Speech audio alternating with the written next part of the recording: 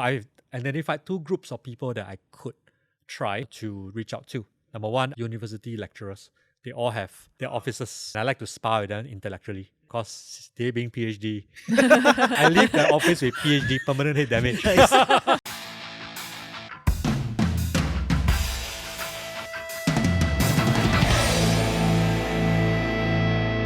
What I've heard most is that this job tough. This job crisis filled. They thought its service industry is like crisis management. Sometimes the things that they face, either it's too complex or this person is very hard to get to, and you can see on face value that this person really needs some finance management or some insurance protection. What's the toughest challenge you faced? I think the toughest thing that I have gone through would be actually myself, because I think this is a self-employed industry. I mean, we are entrepreneurs. Of course, we always say that our boss will push us hard, hit their targets and so on and so forth.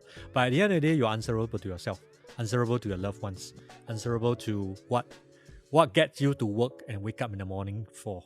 I think being a corporate, of course, has its own strengths and weaknesses. So strength would be your organizational objectives. You have supervisors because they pay your salary, right? So for us, is if you don't work, you starve. I think that's when, of course, when you start off as an advisor from the ground level, this is what happens. So I think it's really overcoming yourself to realize that, you know what, I have to find purpose of why I do what I do. So it has to be connecting to your own heart and what you believe. So to me, I'm very in touch with my conscience. I want to sleep well at night, every single night, because sleep is very important. You reach my age, sleep is very important. It reverses aging. Okay, this is a bonus tip for all of us, right? But I think conscience is very important to me. So I want to do things that I believe in. I want to do things that people know authentically. This is what I really believe, that I would do what I do in the circumstances that they are going to be in. So without crisis management, of course, you do have different alignment, because sometimes when you bring somebody in, but they have a different value. For example, if my advisor wants me to always flaunt, because I like to take train around. I have a car, but I like to train around because that helps me to clear my mind. I like to live within my means because I feel like that is a proper financial planning. I don't like to take that for the sake of doing it, and so on and so forth. But some people would feel like, you know what, hey boss, you're not showing enough your success.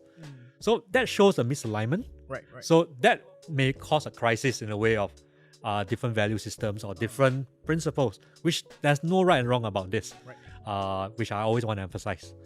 So that would be, of course, on the team member to the director or the leader level, but of course to the advisor to the client level also, because I think some clients do have different expectations of what they want from you. Right. You know, like for example, I want you to remind me to pay my premiums, or when RSP comes, please remind me to have enough money in my gyro. If not, it's your fault. Yep. I know there are advisors who will have a big system to do so, but I personally believe this is something that is financial management for yourself as a human being.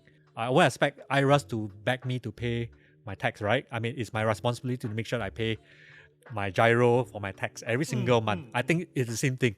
So when there is a mismanagement or misalignment of expectations on both sides, that will cause tension, and that would be something that I think it has to be established during the acquisition process of what you want the advisor to do or you want the leader to do. Because I was having a conversation in preparation for this episode with a friend, and she was telling me that there are a lot of sacrifices they have to make. So for example, let's say I'm not for the income, I'm for the impact. I know this person needs to meet me, but this person is otherwise predisposed with medical things that she needs to take care of. The times that she can meet, she is busy. So if I don't show up for the things that I need to do for the work to do the impact, then I've lost the purpose of my job. But if I show up for that, I'm not attending family birthdays and stuff like that. It feels like it's very aggressive to myself. So I've chose a job where I can determine my own time, but it feels like, because it's so irregular, and because this service front-facing job itself feels like you're at like 24-hour hotline. You know, anything should be able to call you, but then they now think that I must be able to call you, right? Do you think the personal sacrifice that these people make in name of income or impact is part and parcel of the job, or it's like you have exceeded your expectations? I think you're right. There is definitely sacrifices because there's always a saying. It means that you have an impact of time, means that you can work 24/7 and nobody will stop you. Right. There's no labor laws that stop you from working so hard. Right? That also means that you can take leave on a weekday where the malls are emptier and can get all your errands done and get busy on the weekend. So that is that flexibility. But what I can say, the number of hours you have to put in when you start off this practice or this career is equal, if not more than a typical corporate person. So I think it's just when you arrange your time around, So yes, I think sacrifices will be made. And there's always this thing that I always get from my clients if they message me on the weekend. They say, "Hey, Danny, I'm sorry. I know it's a weekend." But they will just carry on whatever they require and still require me to reply. But I'm used to it because that is something that is established. As long as they are not rude or they are not unreasonable about it, I think it's fine. I mean, just to step out, just to clear or just to check the information in 5-10 minutes or 20 minutes away from the family, I think it's okay. It should be the exception rather than the norm, if possible. Because nowadays, I think information can be gotten very easily from the client portals. Be it investments like iFAST, you can just easily check your client portal to get all the information you need. So it all boils down to what I said just now about expectation in the first place. And second thing, when you start off, I do agree with your friend Ian that when you start off, you are at the mercy of people's time because daytime you go for your own company meetings, you get trained by your boss. Nighttime your clients finish off work. That's where you have to entertain them and do your pitching and so on and so forth. And then when you feel like, hey, I'm home like midnight, but next morning 9 o'clock I will go for brunch training, So I think to think about it, what I did is I decided to look for people that's able to meet me in the daytime. Right. So I identified 2 groups of people that I could try to reach out to. Number one are university lecturers. They all have offices. And I like to spar with them intellectually. Of course, they being PhD. I leave the office with PhD, permanent head damage. But it's good. It sharpens my saw. It sharpens my saw a lot. So are there a few clients who are actually professors to today. I love to always pick their minds and hear their thoughts. That helps me feel more intellectual. Yeah, just feel only, right? Yeah. Second group of people will be SME owners. Because I realized that another caveat is meeting in cafes are very expensive. Because some people are like, you know what?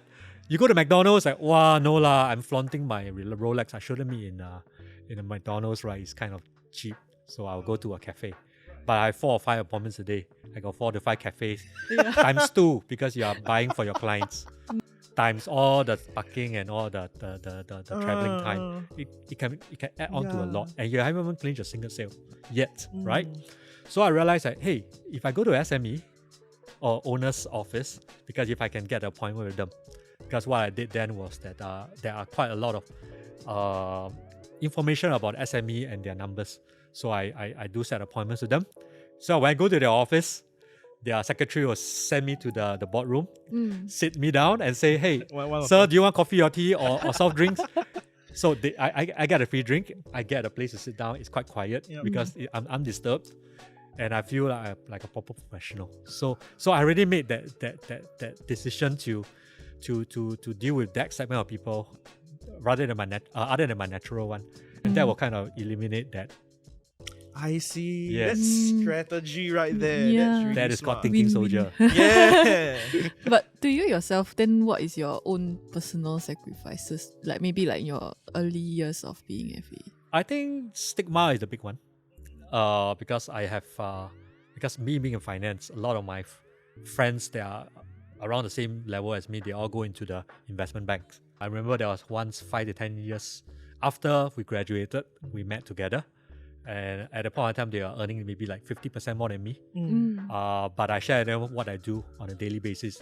And they look at me and say, I want your life. I was like, what do you mean? They say, you know what?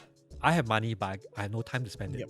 I really sacrifice my life away. Because we're all analysts. So those days, the market starts at 9 a.m. You need to get the research reports up by 8 so that the traders or whoever can get a copy of it. To get it at 8, you need to get it vetted by 7:30. So what time you start writing after the US market closes. So you got to go to your office about 5 to 6 in the morning just to get everything started so that you can get everything done on time. So I think they do have a hard life too. So my sacrifice will be stigma and so-called a lack of prestige and income. But for corporate, in my niche of work, or what I'm supposed to do will be that early hours, long hours. But you get that recognition that I'm here.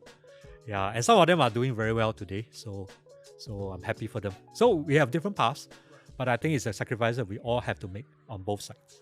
So, okay, here's the thing, right?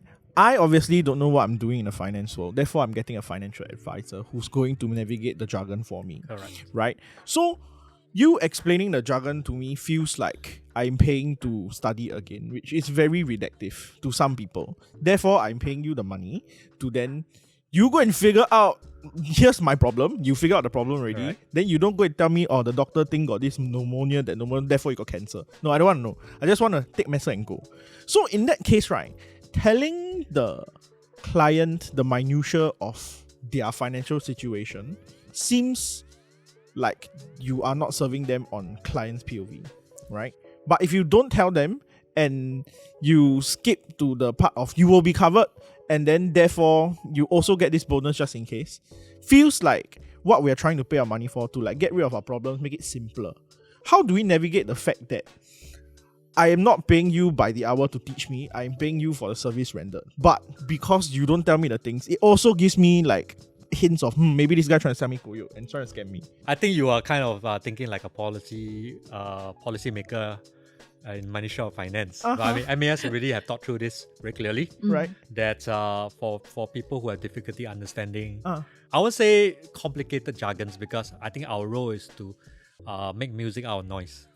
I think we try to make things simple enough, but you cannot omit material things that actually would tell them, or maybe it's a deal breaker. You got to say all these things, the risks involved, for example, investments. You cannot say it's guaranteed. You cannot say that, oh, trust me, in the past it's 6%, now it's going to be 6% for the next 10 years. I mean, these are things, I think it's going to be red flag. The flag is redder than red, right? But I think if the client do not have even the understanding of simple ways to explain this, there's a safeguard of bringing a trusted individual to come along and be recorded down that the person is there and so on and so forth. And the person has to agree, and even some of them even have to sign off as part of documentation. Or number two, there's a supervisor callback that especially if the language is not English. So that you'll be flagged out. The supervisor will call back and do a voice record of everything that that advisor has gone through, the whole process in the language that he or she is comfortable in, for example, Mandarin. So you got to go through everything, record, and to ensure that client and the trusted individual understand every single thing. So there are safeguards available. Am I trying to say that this is a foolproof way? There's no such thing as foolproof. I mean, even our borders, there are people who are able to smuggle things in, right? No matter how we do it. But I think the intent is that the industry takes the approach where whatever you recommend has to meet the needs of that person. So this anecdote is from a elder friend that I have, which is like, it feels like my FA is trying to talk circles around me so that I get confused about what I need. Because before knowing about regulation that you need to declare all these kind of things, right? It feels like it is just, oh, you're just telling me about my little thing that I have on my skin, and then I went MD and I got cancer, and it feels like I need a lot of things. But these are things that you need to regularly cover to make the client aware that these are the things and regulations and such and such. Point. But there are some people who are just one in, one out. Then what happens then? I think the joke always, if you're not convinced, you're confused, right? I think that's what you're trying to get at, right? Well, I think it's not good for business if you do so, right? Because in the first place, in terms of your exposure, if your clients, after buying this 10 years down the road, still is unclear why they do what they do, even after numerous reviews, you also got to reflect to yourself, have you imparted information that they know what they are doing, what they are covered, and what every dollar of their hard-earned money in premiums or RSP is going into, the type of risks that they are going through investments, the type of risk that can cover through insurance. I think it's up to us as an advisor and our fiduciary responsibility to teach our clients to be better stewards of whatever they do, because that is part of the journey. Because if you do not help them understand why they are doing what they are doing, it will come back to you and you got to do the same thing again and again just to tell them stuff. What I also usually think is a good idea, another hack, is that you bring in their loved ones, of course with the permission of the clients, to explain to them what this person has gotten. There are two reasons. Number one, if the person actually needs to claim, the person may not be of the medical condition, or even, I would say, whether they are dead or living, right? I mean, if you talk about that, to make the claim with the insurer. So at the end of the day, what you need to do is you have to get someone who is your loved one, the trusted one, to understand what you're covered and to know where to get all the information in the unfortunate event that you require to make a claim. So I think that is also very important for you to also educate the loved ones of the client, together with the client, him or herself, of course with the express permission of the client itself, so that they will all know this is what happens, and if there's need be, the client advisor is available, but of course all the information can also be done in a more seamless manner. Then that will mitigate it, because I mean, honestly, in hypothetical sense, if the clients are equally blur, we need to help our clients to be better stewards for themselves too. Does it get lonely to just trying to explain the same thing to a bunch of people who don't understand? Because there is no, like, imagine if a team of FA can't talk to me, I'll be very afraid, right? I'll be very intimidated. So you have to go 1v1 the client. And then the client is like as dense as a brick. And then you're just like, my whole English I use already. My Chinese I also use half. But you still don't understand. How do you deal with like rejection issue? Fail to communicate issue. If the client asks you a stupid question, even though you tell them 7 times the same thing already in different languages, it's also you, man. Like, how do you deal with that, man? Boils down to the triple I that I talked about much early on. It would be, I think, the impact. I mean, you give yourself an example. I mean, if I'm an oncologist in a hospital, if I had to repeat to 10 different patients that, hey, you have stage what cancer, I repeat it, and some of them, huh? And you got to speak in numerous languages to explain that fact. So you got to ask yourself, what am I powered by? Because though you are the one that keep repeating it, but it is a different person altogether. They have different emotions and they have different ways. And of course, if you are powered by that you know what, I'm going to make this person's life better through my expertise, then I think that will kind of reduce that hey, I keep repeating it and it's all my fault and everything. So that's one. And then number two would be, you have to be competent enough, because it's one level of competency to explain something complex in a complex manner. Right. You just regurgitate. You take the product summary, you just come out, right?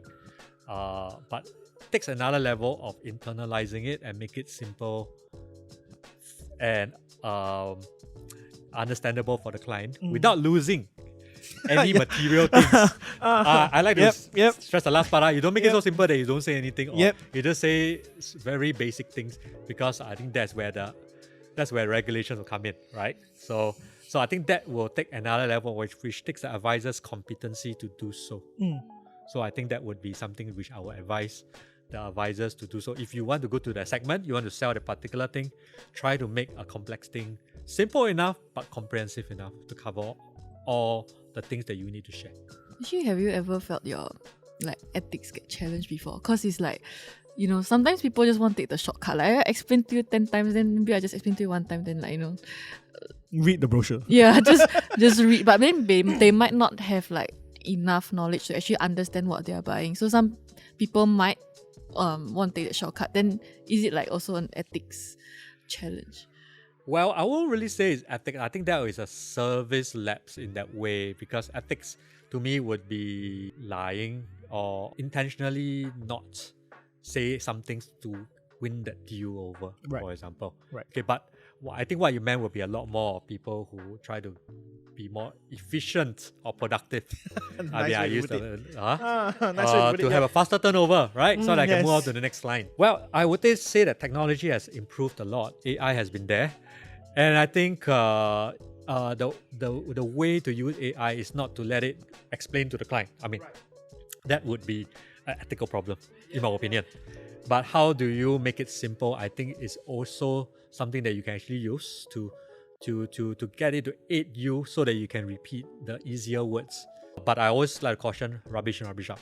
So Yep. if you give rubbish inputs, rubbish prompts, you come up with rubbishy answers, right? So I think use technology to aid you. That's not an excuse to do so. You are earning something from this. You have signed yourself into this relationship with your client in terms of having that contract being signed in any manner.